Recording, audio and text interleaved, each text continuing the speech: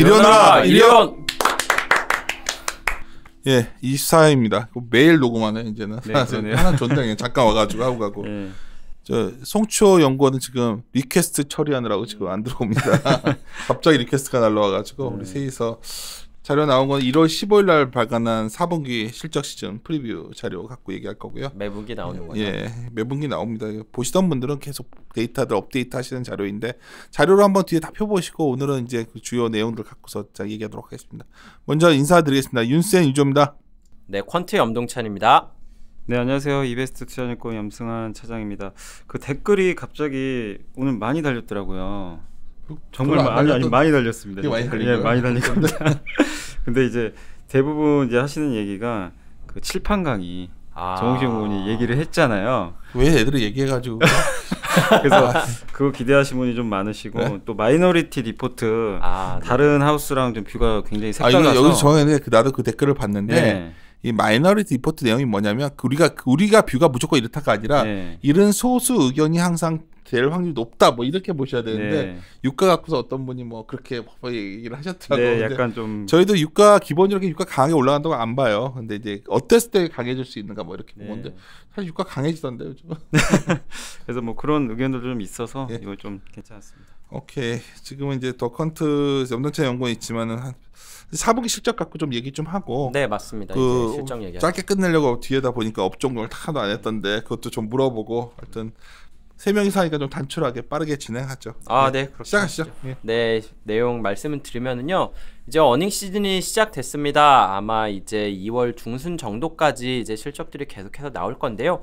뭐 법적으로는 뭐 3월 말까지만 실적을 발표하면 되는데 뭐 이렇게 실적이 영업이익이랑 순이익이 15% 이상 바뀌는 기업 같은 경우에는 뭐 이렇게 무조건 공시를 해야 되고 뭐 이런 내용들이 있어요. 그래서 대부분 45일 이내에 발표를 해야 된다고 생각을 하시면 되고요. 그게 아니더라고 하더라도 주주총회 전에는 실적을 발표해야 되기 때문에 뭐 2월 달까지는 실적이 웬만하면 나올 거다라고 생각을 하시면 돼요. 근데 이번에 설날이 2월 초에 껴있잖아요. 그러다 보니까 보통 월말 월초에 실적이 많이 나오는데 1월 말에 나오고 잠깐 좀 쉬다가 뭐 2월 첫째 주 정도에 좀 많이 나오고 하지 않을까 2월 이번 실적은 한 2월 둘째 주 첫째 주에 이제 많이 나올 것 같아요. 오히려 그 정도. 보통 이렇게 한 2월 15일 정도에 45일 정도에 좀 몰려서 한번 나오고요. 보통 그때 한 10일 정도에 많이 몰려서 나올 것 같습니다. 뭐 실적에 대해서 총괄적인 거에 대해서 얘기를 하면은 일단 연간 실적 같은 경우에는 2018년 같은 경우에는 사상 최대 영업이익 순이익 나오는 거는 뭐 의심의 여지가 없습니다. 뭐 1, 2, 3분기 실적 나온 것만 하더라도 이미 충분히 잘 나왔고 뭐 4분기 실적까지 합친다면은 분명히 연간 최대 실적이 나올 거다. 뭐 이거는 분명한데 문제는 내년인 거죠. 이제 이미 2019년이 됐는데 2018년보다는 좀 2019년 실적 얘기를 많이 하시는데 이미 컨센서스는 2019년은 2018년보다 역성장한다. 이거에 대해서는 뭐 이미 뭐 이견이 없는 상태까지 와 있는 것 같아요. 뭐 영말 돼봐야 알겠지만 뭐 일단은 좀 역성장으로 잡혀 있고 지금 뭐 분기 실적부터 말씀을 2페이지 그림 잠깐 보면 이게 이제 그 순이익 기준으로 보면 여기 내가 140조 적혀 있더라고. 네네. 근데 시장에서 다니다 보면 최근에 이제 그 낮아진 기대치보다 4분기가 더 낮게 나올 것이다. 이렇게 보면서 한 이렇게 나오고 2019년에 한 120조 때까지 얘기하시는 분들이 있더라고 순이익을. 그리고 그렇게 뭐 안 되지는 않을 겁니다. 역성장의 퍼센테이지가 20% 정도 이상이 나올 수도 있지 않겠는가. 근데 약간 뭐 최악으로 그렇게 볼 수도 있지 않나. 뭐 근데 뭐 그걸 많이 반영한 거 아니야? 맞습니다. 한 10% 정도 밑에까지는 저도 봐야 된다고 생각하니까 한 125조 원 정도인 거고 125에서 130조 사이일 것 같아요. 맞습니다. 뭐 지금도 뭐 컨센서스 낮아진 거 보면은 한 135조 원 정도까지는 뭐 지금 충분히 이미 나와 있는 상황이기 때문에 제 생각에는 여기 뭐 지금 140조라고 2019년이 나와 있지만 이것보다는 약간 낮게 보는 게 맞을 것 같아요. 뭐 거기다가 4분기 실적 나오면서 좀 더 하향 조정될 가능성이 있다. 이렇게는 이미 말씀드리고 있고요. 자, 이제 3페이지 보면서 말씀을 드리면은요. 4분기 실적에 대해서 이제 말씀을 드려야 될 것 같아요. 뭐 당연히 2019년 실적 중요한데 4분기 실적 앞두고 뭐 2019년 1, 4분기 실적을 얘기하기보다는 4분기 실적을 말씀을 드려야 되는데 4분기 실적은 예상하기가 되게 쉽습니다. 한국 시장은 그냥 실적 안 나온다고 얘기하면 무조건 맞아요. 4분기에 한국이 기업 실적이 예상보다 잘 나왔던 적이 한 번도 없습니다. 계절성 때문에 그런데요. 분기 실적이 한국이 발표하기 시작한 게 한 2001년 정도부터예요. 이때부터 실적을 보면은 4분기 실적이 3분기 실적보다 높게 나왔던 적이 단 한 번도 없습니다. 예상보다 항상 잘 안 나오는데요. 이유 두 가지예요. 4페이지에 그림 나타났는데 여기 나와 있는 것처럼 왼쪽에 있는 게 판매비랑 관리비고 오른쪽에 있는 게 영업의 손실인데 이 두 가지가 잡혀서 그렇습니다. 보통 분기에 쓴 이 비용들을 1년 동안 쓴 거를 4분기에 반영하는 경우가 굉장히 많아요. 그렇기 때문에 4분기에 비용이 좀 올라가면서 영업이익이 좀 떨어지는 경향이 있고요. 그 다음에 뭐 자산 상각이라든지 뭐 이렇게 영업 쪽에서 손실 나는 거라든지 이런 것들을 잡는 것도 보통 4분기입니다. 지금은 한 2년 동안 경기가 좋으니까 그런 단어 많이 안 썼는데 한 2016년, 15년 정도까지만 하더라도 4분기에 빅베스라는 말 되게 많이 썼었어요. 이게 빅베스라는 게 뭐냐면은 뭐 이렇게 사업에서 이렇게 이익이 날 줄 알았는데 손실이 나면서 이거를 손실로 이렇게 처리해버리면서 영업의 손실로 일회성으로 잡아버리는 거거든요. 이거는 영업에는 영향을 안 미치는데 영업의 손실로 미치면서 이렇게 순이익이 확 까이는 이런 현상들이 항상 4분기에 나타납니다. 이게 원래 빅백스 하면 약간 산업재 쪽 많은데 요번 4분기 것들 이렇게 보니까 산업재들은 약간 빅백스라기보다는 긍정적인 것 같고 약간 뭐 소재 산업재 쪽에서 좀 많이 나오는 얘기긴 한데 그치 근데 그렇게 큰 것 같진 않고 오히려 좀 그 원래는 항상 빅백스 하면 소재 산업재에서 좀 몰아놨다가 한번 팍 때렸는데 맞습니다. 경영자 바뀌고 그치. 할 때도 하고 근데 오히려 IT 경기 소비재 뭐 이런 쪽들이 약간 실적들이 오히려 약간 미스가 더 나는 것 같더라고. 근데 그쪽은 약간 수주 산업 쪽은 아니다 보니까 빅베스라고 해봐야 좀 크게 세게 나오는 건 뭐 요건데 네, 그래도 맞습니다. 뭐 하도 이번 4분기에 뭐 실적 맞아요. 뭐 다 떨 거다. 막 다들 올해 실적 좋았어. 근데 올해 좋았던 데가 IT이기 때문에 떨려면 그쪽에서 떠는 건데 좀 뭐 그리고 뭐 충당금 이렇게 쌓고 그런 것도 그치. 보통 4분기에 잡잖아요. 그러다 보니까 4분기 실적은 항상 안 나오고 이게 애널리스트들이 예상을 못 해요. 이 빅베스 나올 거다라고 이렇게 예상을 하는데 얼마 나올 거냐 혹은 어디에서 나올 거냐 이게 예상이 안 되는데 이게 예상은 안 되는데 과거에 항상 빅베스 나오니까 이번에도 빅베스 나올 거다라고 하고 숫자 대충 때려 넣으면 되게 우스워질 수 있거든요. 그러다 보니까 4분기 실적은 항상 예상보다 안 나옵니다. 다음 페이지 5페이지에 있는 그림 보시면은 4분기 영업이익 추정치를 100이라고 하고 순이익 추정치도 100이라고 하면은 영업이익은 보통 한 80 정도 나옵니다. 20% 정도 예상보다 덜 나오는 거고요. 순이익은 영업의 손실을 깐다고 말씀드렸잖아요. 그러다 보니까 한 50% 정도 나옵니다. 절반 정도 예상치의 절반 정도 나오는 거죠. 작년에 실적이 되게 좋았어요. 4분기 실적치고는. 그런데도 불구하고 영업이익이 90% 나온 거고요. 순이익은 75% 나왔습니다. 이 정도면은 히스토리컬 하이예요. 히스토리컬 하이가 예상치의 90% 75% 나온 겁니다. 이번에도 좀 저는 다르지 않을 거라고 생각을 하고 있고요. 이미 실적 발표한 뭐 삼성전자, LG전자가 예상보다 안 나왔죠. 순이익 그 영업이익이. 그러다 보니까 제 생각에는 다른 기업들 뭐 다 합친다고 하더라도 좀 상황은 비슷할 것 같고 결국 영업이익, 순이익 모두 예상보다 잘 나오기는 물 건너갔다. 이 정도로만 보시면 될 것 같습니다. 2018년 연간 영업이익 추정치가 지금 6페이지 말씀을 드리면은요, 분기로 하면은 초반에 한 220조 정도부터 추정치가 나오기 시작해가지고 지금 193조 원까지 떨어져 있는 상황이에요.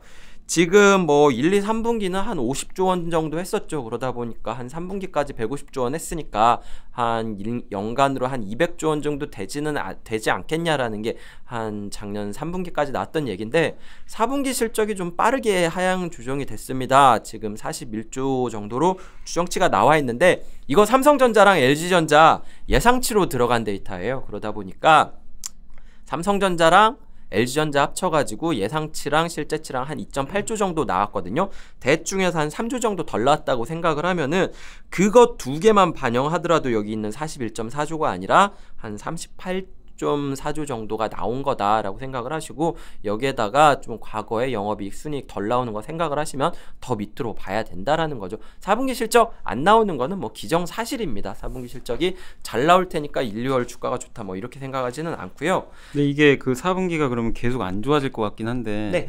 근데 그동안 사실 국내 증시도 되게 안 좋았었잖아요. 이게 맞습니다. 반영이 된 건가요? 아니면 하향되는 데 따라 또 더 이게 반영을 할 것인지. 상징적 사건이 있었잖아요. 삼성전자 잠정 나왔던 날 원래 컨선 하단이 11.8천억이었는데 10조 8천억 때린 날 그날 돌았어요. 맞아요. 그럼 반영됐다고 그냥. 그렇게 네, 봐야죠. 저는 약간 악재 노출인 것 같아요. 저는 좀 지금도 생각나는 게 2009년 1분기인가 2분기에 포스코가 실적이 되게 안 나왔거든요. 예. 근데 그때부터 주가가 오르더라고요. 이렇게 오히려 안 나와버리니까 이제 더는 안 떨어진다라는 인식이 있어요. 여기에 지금 그렇게 스타일로 안 돼 있어서 대형 가치주 스타일들이 최근 보니까 좋더라고. 그냥 그런 것들이 결국은 실적 이런 것들 좀 많이 네. 반영하는 거. 그거는 아침에 뭐- 내가 모닝 미팅 때 요새 맨날 얘기하는 게 그렇잖아요. 뭐 은행주들도 그렇고 뭐 포스코, 뭐 삼성전자, 뭐 심지어 롯데케미칼 뭐 이런 것까지 네, 그 방향은 다 예. 꺾여 내려오는데 이런 것들이 돌 때가 보통 좀 선행성 작용될 때니까 그건 다음에 한번 또 다뤄야 되니까 네. 넘어갑시다. 맞습니다. 그러다 보니까 아마 실적은 좀 돌아서가지고 좀 올라갈 수도 있지 않을까라는 생각도 좀 지금은 하고 있어요. 워낙 안 좋은 이슈들이 거기다가 작년 12월에 주가가 워낙 안 좋았잖아요. 그러다 보니까 좀 그런 게 반영된 게 아닌가라고 생각을 하고 있고요. 좀 여기서 말씀드리고 싶은 거는 4분기 실적은 안 좋은 거는 저뿐만 아니라 이 주식시장에서 하는 사람들이 다 알고 있습니다. 계절적으로 안 좋아요. 그러다 보니까 주가가 좀 이렇게 장기적으로 영향을 미치는 경우는 거의 없었던 것 같아요.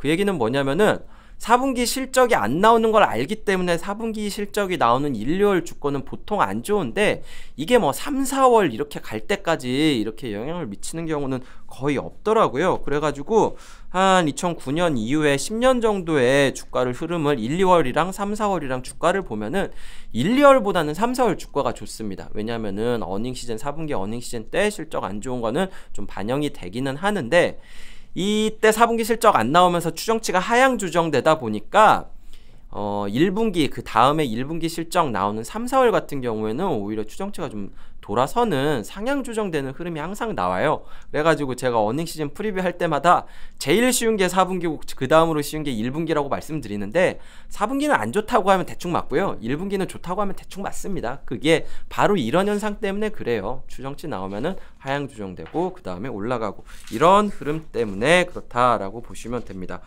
다음 페이지에 있는 거는 뭐 차트가 잘못 들어가 있으니까 바로 그 다음 걸로 해가지고 연초 추정치 대비 실제 이익에 대해서 말씀을 드리면은요. 일단 이제 2019년 실적에 대해서는 좀 말씀을 드려야 될 것 같아요. 저번에도 한번 말씀을 드리기는 했는데 한국 애널리스트는 굉장히 긍정적인 사람들입니다. 그러다 보니까 연초의 추정치랑 실제 실적이랑 보면은 항상 하향 조정돼요. 항상 나쁘게 나옵니다. 지금까지 뭐 한 2005년 이후의 데이터 보면은 연초 추정치랑 실제 데이터랑 비교했을 때 실제 데이터가 잘 나오는 경우는 거의 없었어요. 한 두세 번? 그 정도밖에 없었고 뭐 2010년, 2017년 이 정도밖에 없었고요. 대부분 안 좋았습니다. 제일 안 좋았었던 게 2011년부터 한 2014년, 15년 이 정도까지인데 이때는 뭐 연초 추정치랑 실제 실적이랑 뭐 20%씩 하향 조정됐으니까 이런 때는 정말 굉장히 안 좋았었다라고 보시면 되는 거죠. 그렇다면은 올해도 한 추정치 하향 조정될 가능성 있다라는 거는 저도 인정하는 부분인데 여기서 더 떨어질 것 같냐 뭐 20% 진짜 30% 떨어지냐라고 생각하면은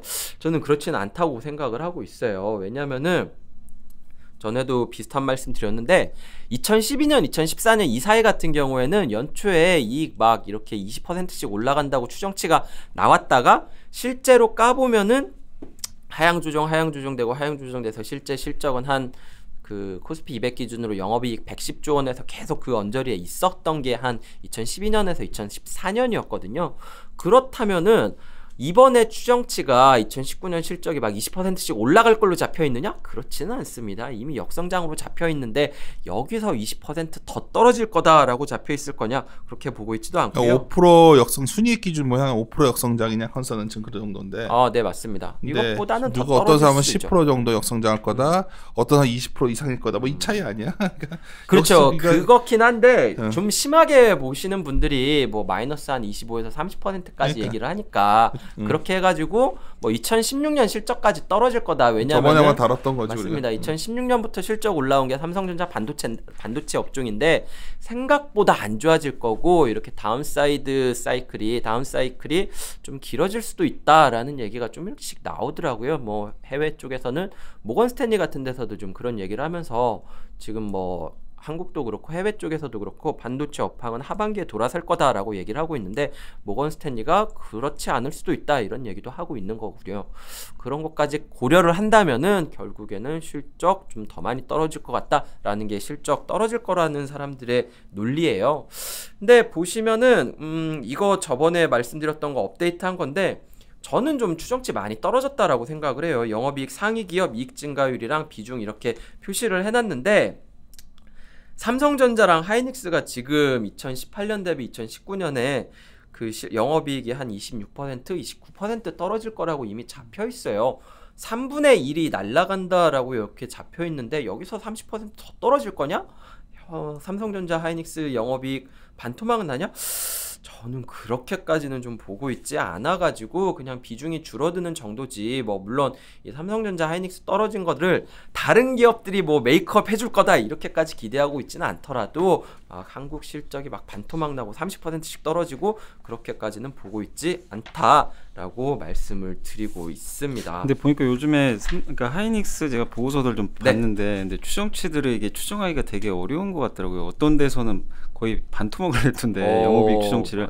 근데 그게 그 주가에 뭐 충분히 뭐 반영은 된 것 같지만 이게 근데 추정치들 이렇게 차이가 크면 이게 투자자들이 좀 이게 판단하기가 좀 어려울 것 같긴 하거든요. 맞아요. 이렇게 사실 추정치가 근데 이렇게 몰려 있으면은 오히려 근데 그때가 좀 잘 틀리더라고요. 그래요? 모여가는 과정이 좀 잘 맞는 거고 이렇게 좀 벌어져 있으면은 확실히 실적의 변동성이 크다는 점에서 그렇게 좋은 시그널은 아니기는 하지만 어떻게 보면 하향 조정 마지막 시그널일 수도 있다는 점에서 좀 나쁘게만 볼 필요는 없는 것 같아요. 저번에 IT 편에서 비슷한 얘기를 했는데 많이 반영돼 있다 보는 게 맞죠. 지금 저는 뭐 주가도 좀 많이 반영한 것 같아요. 뭐 삼성전자, 하이닉스 보면은 뭐 미국 뭐 마이크론 떨어지고 안 좋은 얘기 나오더라도 최근에는 뭐 주가 많이 안 움직이더라고요. 전적인 예로 우리가 한 달 정도 쉬었다가 이제 며칠 전부터 올렸는데 한 달 되면 팡 붕괴로 한참 나올 때 우리가 팡 그 올해 볼만하다 넷플릭스 얘기했을 때 그때 정말 어디 가서 누가 들었는지 나보러 형 넷플릭스가 어떻게 다시 돼요? 넷플릭스 다 올라오지 않았어? 그러니까 많이 올랐죠. 그러니까 그렇죠. 지금 좀 분위기들 또 금방 또 바뀔 거예요. 근데 이제 제 생각에는 이러다가 또 주춤하겠죠. 숫자가 잘 안 따라오니까 오히려. 근데 중요한 건 왜 주가가 이렇게 먼저 이번에 실적들이 4분기에 뭐 빅백스도 얘기하고 실질적으로 컨센서부터 확 내려오는 상황이라고 4분기 실적만 놓고 보면 주가는 굉장히 단단하니까 또 어떤 사람들이 이거 뭐지 막 실적이 함수니까 다음에 이거보다 더 안 나빠진다는 게 상당히 강하게 반영되고 있는 것이 아닌가 좀 봐요. 제가 봤을 때 이 정도 주가는 반영할 수 있는 거는 거의 다 반영한 레벨이 아닐까라고 생각을 하고 있고 이런 얘기를 이제 12월 달에 하면은 에이 아니야라고 했는데 요새는 또 그렇지는 않더라고요. 주가 바뀌면은 이렇게 또 이렇게 센티먼트는 진짜 항상 느끼는 거지만 센티먼트는 정말 생각보다 빨리 바뀌어요. 맞아요. 하루하루 반영이 되더라고요. 그 다음에 있는 거는 뭐 말씀드렸었던 내용인데 이제 실적 마지막에 좀 스타일 측면에서는 저는 올해 약간 좀 시장 분위기가 나쁘지도 않을 수도 있다라고 생각을 하고 있는 게 좀 실적 믹스가 좀 개선이 될 거라고 생각을 하고 있어요. 그게 뭔 얘기냐면은 지난해랑 2016년, 17년, 18년 같은 경우에는 그 투자자들이 벤치마크를 이기기가 굉장히 어려운 시장이었어요. 왜냐하면 삼성전자랑 하이닉스랑 이 두 개가 너무 시장을 끌고 올라가다 보니까 인덱스는 오르는데 내가 가지고 있는 종목은 안 오르는 현상이 되게 투자자들 사이에 흔한 상황이었어요. 코스피 200에 포함되어 있는 종목 중에 코스피 200 이긴 종목이 60개도 안 됐습니다. 3분의 2가 그 실적이 좀 그 주가가 잘 안 올라갔다는 건데요. 그 얘기는 이렇게 인덱스는 올라가도 좀 투자 심리는 좋지 않았던 상황이었던 게 삼성전자 하이닉스가 실적이 올라가고 주가를 끌어올렸기 때문에 나타난 현상이죠. 근데 2019년부터는 오히려 삼성전자랑 하이닉스의 비중이 줄어듭니다. 비중이 줄어든다는 거는 인덱스는 좀 이렇게 변화가 없더라도 거기에 포함되어 있는 종목들 같은 경우에는 조금 나아질 수 있는 상황이 되지 않겠느냐. 약간 제 생각에는 2014, 15년 정도가랑 비슷하지 않을까라고 생각을 하는 게 인덱스는 좀 비슷했는데 거기에 있는 포함되어 있는 개별 종목들 중소형주 중에서는 되게 재밌었던 것들이 많았었거든요.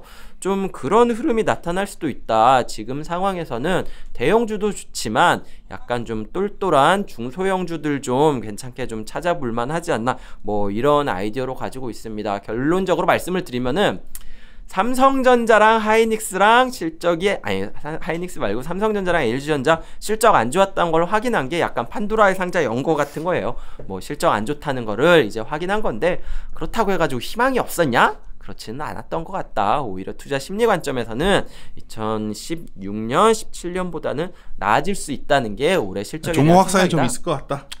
많이 될 것 같아요. 중형주가 올라갈 수 있다는 게 한 시가총액 한 1조에서 2조 사이에 있는 종목 중에서 스타 종목들 좀 나올 수도 있는 시장이 올해일 것 한 같다. 10%거든. 작년까지는 삼성전자랑 실적이 다니까 걔네가 좋았던 거고. 그렇죠. 거기 오버웨이트 강하게 안 하면은 벤치마크 이기기 힘든 상황이었던 거죠. 그러니까 약간 대형주에서도 소외됐던 것들이 좀 반등할 것 같기도 하고. 맞습니다. 그렇죠.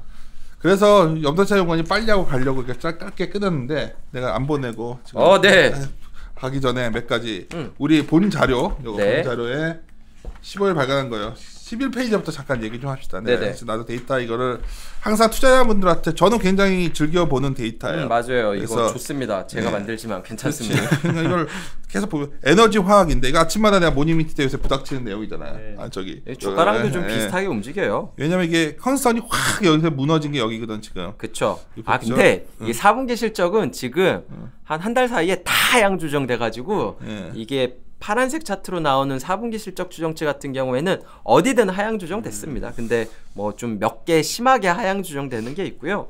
제 생각에는 근데 뭐 에너지 화학 같은 경우에는 실적 안 나오는 거는 좀 이미 반영이 돼 있는 것 같아요. 그래서 제가 뭐냐면 2018년에 확 꺾여버렸던 것들 중에 하나가 내가 요새 좀 관심이 로케 같은 거. 저 로케 좋아합니다. 로케랑 SK 이노 같은 거 이런 것들이 이제 작살 났었기 때문에 이게 19년에 베스 나오면서 좋아지는 종목들일 것 같다는 거. 이게 이게 항상 영찬장님도 아셔야 되는 게 섹터랑 이제 이런 쪽이랑 이제 저 같은 전략하는 사람이랑 부닥칠 때가 있던데 만약 올해 이게 돌아서는 거면 생각보다 장이 굉장히 트렌디하게 움직이는 장일 수가 있어서 컨선 데이터 여기서 이제 항상 보셔야 되는 게 여기도 돌거든. 이번에 그 순이익률 같은 것도 다 돌아서는 타임이에요. 이쪽 보시면. 아니 뭐 매크로 측면에서도 뭐 중국이랑 이렇게 그 무역 분쟁 이슈가 좀 완화되면은 제가 봤을 때는 가장 좀 수혜 입을 거는 좀 소재 쪽이라고 보고 있어서. 이게 사실 17에서 18 이때는 굉장히 꺾여 있던 상황이었는데 맞습니다. 드디어 돌아서는 것 같아서 요 부분 상당히 인상적일 것 같다. 올해. 그러니까 지금 1월이니까. 네, 맞습니다. 오히려 추정치 많이 하향 조정되고 주가도 이렇게 잠겨 있는 거는 확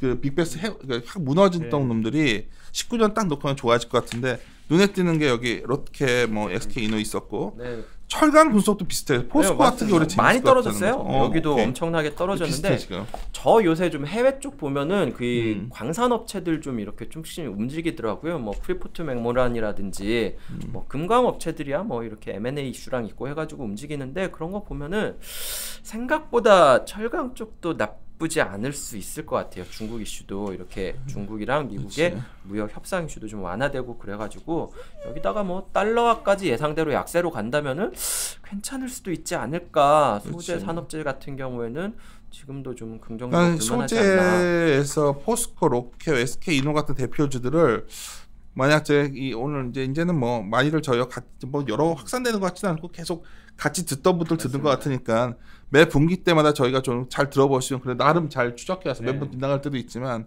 오랫동안 이 데이터 봤으니까 근데 이거 좀 재밌어요 소재 쪽이 지금 이번에 내가 올해 4분기 이거 컨설은 제일 재밌었었고 제가 근데 이거 보다 보니까 저번 예전에도 이 자료 갖고 한번 한 적이 있잖아요. 근데 그 팟빵에서 이거 들으셨나 봐요. 지금 고객분 중에 한 분이 그런 질문하셨는데.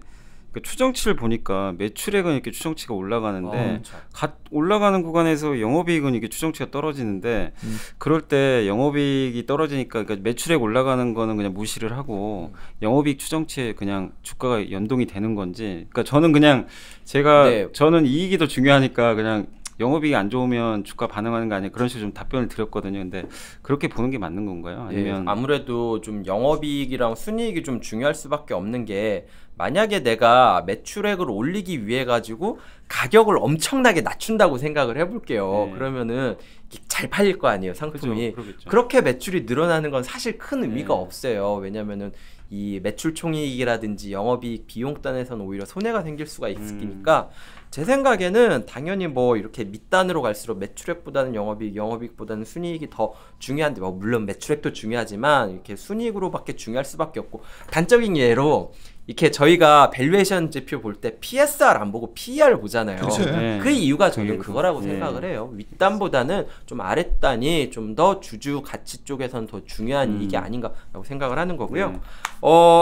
건설 얘기 하나만 더 드리면은 이제 건설업종 나와가지고 말씀드리면은 의외로 추정치 하향 조정은 안 되고 있는데 건설 같은 경우에는 2018년 주가가 꽤 괜찮았잖아요. 그러니까. 근데 지금 좀 돌아다니면서 이렇게 시장 매니저분들이랑 대화를 해보면은 실적 좋아진 거에 대해서는 다 인정을 하는데 여기서 추가적인 모멘텀이 있냐 이거에 대해서는 왜냐면 좀 이건 의문을 대북 가지고 뭐 있는 이런 것 걸로 같아요. 해서 테마틱하게 좀 움직여서 좀 해외 그 플랜트라든지 이런 수주가 있을 거라는 얘기가 있었는데 생각보다 안 나오고 있거든요. 그러니까 사실 이런 쪽 시크릿칼 쪽에서는 주로 건설주들 많이 하시고 네. 후반에 와서 우리도 조선콜 했었지만 조선주들 하셨는데 의외로 소재 쪽이 맞습니다. 실제 확 무너졌을 때 이런 게 한번 기회에 있는 것 네. 같고 그 오히려 시크릿칼에서는 조선 쪽은 우리 양현명군이 계속 좋게 얘기하는데 괜찮은 것 같아요. 지금 방향으로 보면. 그렇죠. 건설이랑 조선이랑 보면은 둘 다 좀 방향성이라든지 실적의 레벨이라든지 나쁘지는 않은데 건설에 비해서는 조선이 약간 좀 상승 여력이 있는 것 같고 해가지고 뭐 여전히 나쁘지 않다고 저도 좀 생각하고 넘기셔가지고 사실 제일 관심 가는 건 22, 23페이지예요. 운송. 예, 아침마다 제가 요새 맨날 우리 이제 고민을 하는데 우리 커버를 직접 안 하고 있어서 이거는 뭐 그건 퀀트 데이터 갖고 하는 거가 문제 네. 없는 거죠. 네, 이게 제일 의미심장할 것 같은 게 제가 항상 느끼는 게 보통 이렇게 그 어떤 이런 문제들 생기면 주주 가치 이런 거 됐을 때 사업 회사가 좋거든. 그렇죠. 그냥 계속 이 컨선 데이터를 좋아지면 대한항공 같은 것도 상당히 재밌을 것 같은 거. 왜냐하면 맞습니다. 이게 좀 실적이 그렇게 좋지는 않았었는데 18년은 그렇잖아요. 이런 것들이 턴어라운드 되는 거거든. 아예 뭐 달러 약세라서 그러니까. 워낙 강세로 가고 유가 낮고 여기에다가 그러니까. 좀 피어 그룹들 좀 실적 도와주는 거 이런 것도 좀 보이니까 미국 같은 경우에는 이제 그 미국 항공회사들 이제 실적들 나오고 그러거든요. 근데 뭐 얘기 들어보니까 이 항공회사 실적 같은 경우에는 이제 이코노미 사람들 타는 것보다 비즈니스가 더 네. 중요하잖아요.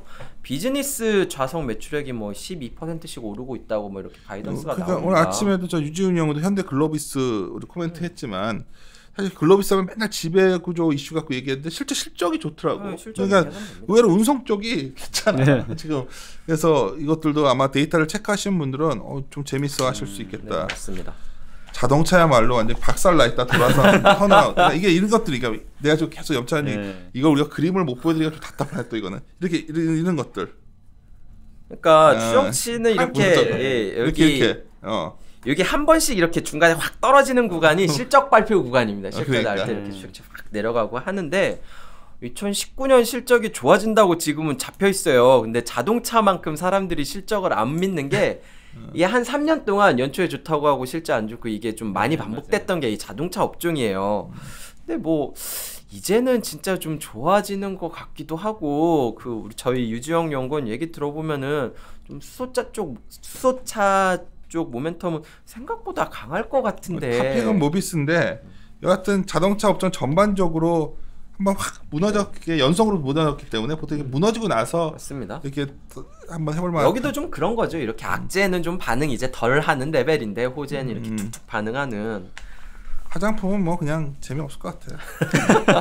의외로 요새 좀 조금씩 세게 얘기하시는 분들이 있는 있더라고. 거예요. 네. 저는 나뭐 하지? 이거 오리나 용어는 안 듣겠지 이거. 나 둘이 얘기하다가 이제 좀 자꾸 내가 그래가지고 좀 그런데. 엔터 미디어 쪽은 여기는 좀 되게 많이 섞여 있잖아요. 카지노 이거는 쪽은 너무 좀 섞여 있어서 문제가 기업들이 다 분류해서 봐야 돼. 이렇게 컨선을 보니까 이게 헷갈려.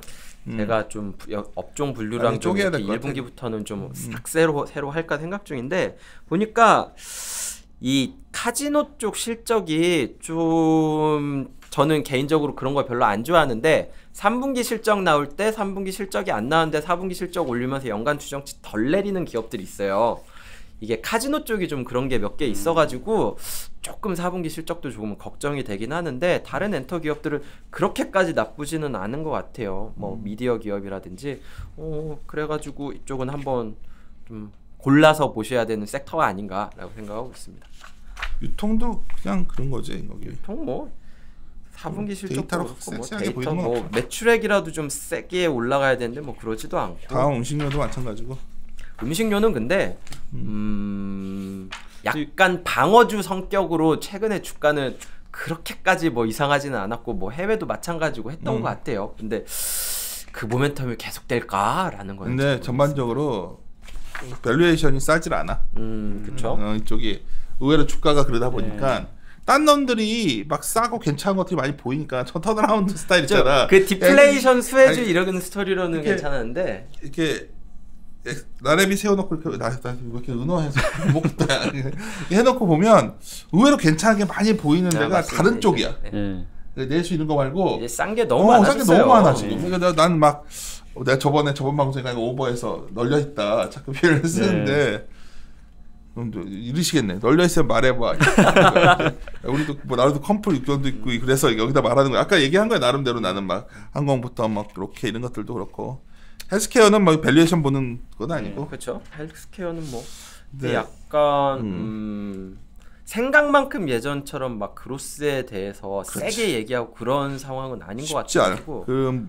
이건 참 조심스러운데 하여튼 셀트리온 같은 것들도 근데 또 잘 봐야 해외 될 쪽 것 같아. 보면은 여전히 뭔가 계속 나오고 있고. 그러니까 이런 거지. 뭐 염도차는 뭐 치어가 없으니까 편하게 말하면 글로벌 피어 비교해 보았을 때 한국이 헬스케어에 대해서 어떻게 생각해요? 그러면? 한국이 너무 비싸죠. 한 번만 딱 피어 비교해 보면 이거 왜 이러지 하는 생각이 든다니까요. 그래서 뭐 항상 우리나라는 좀 두렵지. 이쪽에서는 아니 뭐 한국 밸류에이션이 글로벌 대비 얼마나 디스카운트인데 헬스케어는 오버밸류면은 이거는 진짜 비싼 거죠. 이건 어떤 말은 한국의 주식 투자자들이 정말 헬스케어 열광하고 그러니까 있는 거예요. 진짜 제가 봤을 때는 좋아하는 건데 너무 좋아요. 말하는 것도 진짜. 무서워. 여기서 잘못 말했다가는 주얼머 PD처럼 지금 인상 팍 쏘고 딴 데 먹고 있는 거지.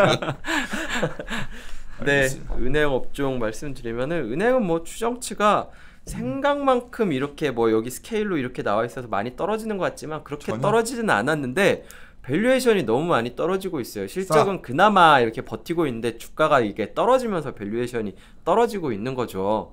뭐 그렇다고 해서 막 이익률이 떨어지고 그런 것도 아닙니다. 내가 이렇게. 보기에는 이것도 상당히 싸고 외국인들이 사고 들어오면 항상 한국 은행 좀 많이 샀잖아. 그렇죠. 그렇죠. 왜냐면은 시가총액이 크니까. 그러니까 만만하다. 맞아요. 오. 지주사들 보면은 이번 실적 나온 거 약간 컨설팅 신한지주, 하나금융지주 뭐 이런 컨설팅 보면 여기 나온 거 보면 딱 괜찮아. 이 정도면 밸류에이션 매력도 있고. 그리고 제 생각에는 한국 은행주들은 이게 너무 배당을 안 줘요. 그래가지고 약간 배당만 올려줘도 밸류에이션 팍팍 반영될 것 같은데 제가 이런 얘기하면은 다들 하는 얘기가 은행은 규제 산업이고 그거를 절대 그냥 두지 않는다. 배당 많이 주는 거를. 그러니까 그거는 뭐 잘 모르겠습니다. 다음 비은행도 뭐 나왔다 뭐. 네, 뭐 여기도 비은행이 뭐 증권이랑 보험인데 내가 좀 보고 싶었던 게 43페이지와 45페이지예요. 사실. IT 하드웨어랑 이 반도체죠. 컨선 데이터가 되게 의미가 있어요. 내가 이 데이터를 한번 다들 42, 43, 44, 45페이지 놓고서 그 지난 거를 한번 좀 비교해 보시면 어떤 분들은 그걸 꺾여 내려오니까 불안하다 하실 텐데 저는 야 이거 다 많이 온 거 아니냐 이제. 그렇죠. 어떻게 이게 생각해? 참 꺾여 내려온 게 이게 너무 더 내려가는 거 아니냐라고 하시면 참 저는 안타까운 게 그럼 뭐 실적 올라갈 때 주가가 그만큼 올라갔느냐라고 그치. 하면서 그렇지도 않은데 떨어질 때는 다 반영할 거다. 올라가는 건 반영 안 하더라도 떨어지는 건 반영할 거다라고 하면은 좀 이게 시장 참가자 입장에서는 되게 억울하다는 거죠. 이번에 우리 담당 애널리스트 의견도 추정치로 보면 더 내려갈 것 같은데 주가의 선행성이 딱 반영되는 게 약간 IT 이런 쪽이거든. 우리가 작년에 실적이 좋게 나옴에도 꺾였을 때 3분기 실적 서프라이즈 나왔을 때 꺾였을 때와 마찬가지로 1분기, 2분기가 좀 그냥 그럴 것 같은데 주가가 움직인다면 그런 컨선도 여기서 좀 제한적이지 않을까. 특히 반도체 봐봐요. 이거 컨선 꺾인 거. 거의 추정치 보면 내가 아까 맨 앞에 그런 비슷한 거 소재 꺾일 때 예. 비슷한 패턴이 여기서 나왔어. 이게 같이 무너진 게 의외로 소재와 IT가 이렇게 나와버렸거든 지금. 그래서 나는 이쪽 섹터들이 상당히 재밌을 것 같다가 이거는 섹터 의견이 아니라 그냥 전략하는 컨선 데이터 본 입장에서 그렇고 퀀트 입장에서는 어때 지금? 아유, 퀀트 입장에서도 이렇게 뭐 주가도 떨어지고 실적도 떨어지는데 실적 떨어지는 속도보다 주가 떨어지는 속도가 이제 좀 이렇게 감소하기 시작하면은 이거는 약간 그 가속도 측면에서는 되게 괜찮은 상황 아닌가 약간 그런 생각도 하거든요. 저 가끔 얘기하는 건데 그 베어마켓이라는 책 있어요. 알아, 노란색 책. 네, 노란색 책. 저 그거 봤구나. 저 진짜 추천하는 책이거든요. 왜 그 책을 알고 추천해? 그 다 사람 마음 암울해지는 책인데. 아 그래요? 아니 근데 그 책이 이렇게 그 역사적으로 되게 안 좋았었던 상황을 얘기하는 게 내용이지만 실제 더 중요한 거는 그 베어마켓을 벗어날 때 어떤 시그널들이 그치. 나오느냐 그게 중요한 거거든요. 근데 거기서 나오는 얘기 중에 제가 좋아하는 게 이게 거래량이랑 실적 주가를 보면은 이게 마지막 부분에서는 이렇게 침체 국면 마지막에서는 주가 떨어진 날은 거래량이 떨어지고 주가 올라가는 날은 거래량이 늘어나고 이런 게 바닥에서 나온다고 하더라고요. 그 얘기는 뭐냐면은 아까 계속 말씀드렸던 것처럼 좀 악재는 이제 사람들이 좀 둔감하게 반응하기 시작하고 호재에 좀 민감하게 반응한다는 게 그 바닥 시그널이라는 거고요. 반도체가 약간 요새 좀 그런 비슷한 느낌인 것 그 같아요. 베어마켓 책이 제목이 생각 안 나는데 그때 뭐 최강영군이 우리 한창 그때 스타드했던 책들 계속 했는데 옛날에 베어마켓 때 케이스 스타들 다 찾아낸 거야 특징을. 근데 공통적인 게 이제 이런 부분들 거래도 줄고 있지만 컨선에 대한 것들 그리고 뭐 디플레이션이 끝나가고 뭐 이런 얘기 나오는데 그거 뭐 2008년 케이스가 없어가지고 그거 넣어가지고 나중에 한번 업데이트 되지 않을까요? 그거 말고 또 번역 안 된 책도 하나 있는데 공통적인 특징은 이런 거예요. 우리가 가치와 가격을 얘기할 때 엄밀히 말하면 가치는 굉장히 주관적인 거고 가격이 객관적인 거잖아요. 그러니까 우리가 가치 투자자라고 하지만 우리가 어떤 각자 추구하는 가치의 기준이 다르기 때문에 그죠? 주관적일 수밖에 없죠. 근데 이제 보통 어떤 순간에 이게 주가가 좀 컨센서스 데이터 이런 데이터가 유용하냐면 우리가 제일 찾고 싶은 건 이거예요. 이게 막 좋아질 때 쫓아가는 것도 주가 올라갈 때 고점 돌파할 때 사는 거 비슷하게 컨센서스 데이터도 어쩌면 기대가 더 낮아진 기대가 더 낮아질 폭이 적어 보일 때 사실 그럴 때 주가가 가치주들, 가치 대형주 스타일들은 그때 굉장히 파워풀하게 돌았습니다. 그러니까 제가 요새 한 일주일 동안 모닝 미팅마다 막 섹터들을 독려하면서 야 뭐 어떻게 생각하니 이러면 아직은 안 돌았습니다 숫자가. 그러면 내가 야 숫자 나중에 돌아 지금 뭐 없냐 막 탐방 갔다 왔냐 맨날 이러고 있는데 그게 왜 그러냐면 가치 대형주 스타일을 돌아서는 타임 같은 느낌이야 지금. 그래서 아까 말했던 뭐 포스코 뭐 대한항공 삼성전자 이런 거 뭐 뻔한 종목 같은 게 의외로 단단하게 올라와 줄 때가 있는데 그러니까 뭐 종목장이 올해 좀 그 키워드가 될 수도 있지 않을까라고 그쵸? 생각을 합니다. 그러니까 그렇게 돌아서 안정화되면 또 종목별로 순환 돌고 지수는 크게 안 오른 것 같은데 장이 제일 무서운 게 뭐 좀 연초니까 조심스럽지만 제 생각에는 2, 3월쯤에 한번 좀 주춤할 때가 있고 뭐 구정 있고 그러니까 근데 의외로 6월은 약간 저도 좀 삐질삐질 그런 장이 있거든. 네. 그래서 최소한 작년 말에 좋게 봐야 상저하고 얘기했던 논리는 상당히 아닐 것 같다. 네. 상중 하중이거나 상중하 뭐 고거나 이렇게 막 밀리는 장이 아닐 것 같다는 측면에서 오늘 짧은 자료 갖고서 아마 오랫동안 넣다보니 기록되는데 생각보다 오래 얘기했네요. 하여튼 포인트는 난 그래요. 좀 실적 시즌 요 데이터는 그러니까 매 실적 시즌마다 좀 우리 염단천 연구원이 부지런하니까 이거 다 업데이트하는데 이 자료는 저희랑 얘기하시는 것보다 분기 때마다 꼭 데이터를 뒤에 표를 같이 보십시오. 그리고서 더 좋은 습관은 우리는 엑셀로 그냥 딱 해서 보지만 놓고서 적어 놓으셨다가 자기가 조모트 컨선 다 보여드리잖아요. 네네. 저 그리고 아마 지금 2019년 1분기 때는 한번 전면 개편을 좀 해볼까 생각 중입니다. 뭐 섹터도 좀 나누고 좀 나눠야 될 것 같아. 이게 섞여가지고 이게 페이지 늘어나는 거 싫어가지고 좀 그렇게 했었는데 좀 비슷한 것끼리 합쳤는데 오히려 이게 판단하는데 불편한 것 같으니까 좀 나눠야 되지 않나 싶긴 하네요. 알겠습니다. 하여튼 우리가 스튜디오를 옮긴 뒤로 촬영이 하다 보니까 갑자기 했다가 안 했다가 이러고 있습니다. 24일 오늘 짧게 마무리 짓고요. 다음 주에 다음 주가 아니구나. 또 녹화하는구나. 수차 하신다. 그런가? 하여튼 다음에 인사드리도록 하겠습니다. 예, 이리오너라 이리온.